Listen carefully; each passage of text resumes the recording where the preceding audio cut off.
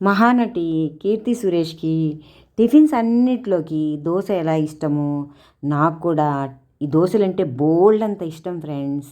రకరకాలుగా దోశలు చేస్తూ ఉంటాను. ఇవాళ మీకు నేను ఒక సూపర్ దోశ రెసిపీ పరిచయం చేయబోతున్నా గోధుమ రవ్వతో. ఈ దోశలు మెత్తగా దూదిరేకుల్లాగా ఉన్నాయి, అసలు అంత బాగున్నాయి.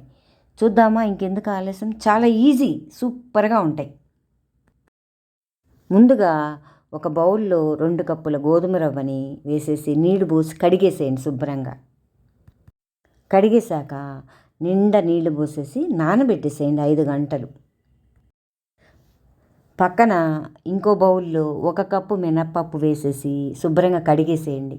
కడిగేసి నీళ్లు పోసేసి 1 స్పూను పచ్చిశనగపప్పు కూడా వేయండి.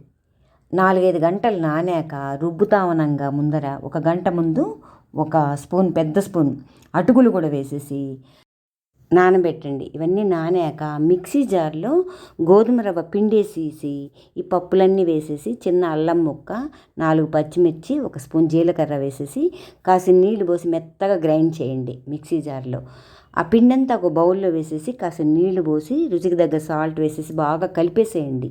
బీట్ చేసేయండి పిండంతా కూడా జారుగా. ఈ దోశలు అప్పటికప్పుడు వేసుకున్నా బాగుంటాయి, పులిసాక కూడా చాలా బాగుంటాయి. తర్వాత స్టవ్ వెలిగించి పెనం పెట్టి పెనం మీద గరిటెతోటి పల్చగా దోశ పోయండి. చూడండి ఎంత పల్చగా వస్తున్నాయో, చాలా పల్చగా వస్తాయి. రుచి సూపర్గా ఉంటుంది ఫ్రెండ్స్. చుట్టూతా నూనె వేసేసి ఎర్రగా కాల్చేసేయండి. మంచి చట్నీతో ఈ దోశలు తింటే రుచి అమోఘంగా ఉంటుంది ఫ్రెండ్స్. Thank you.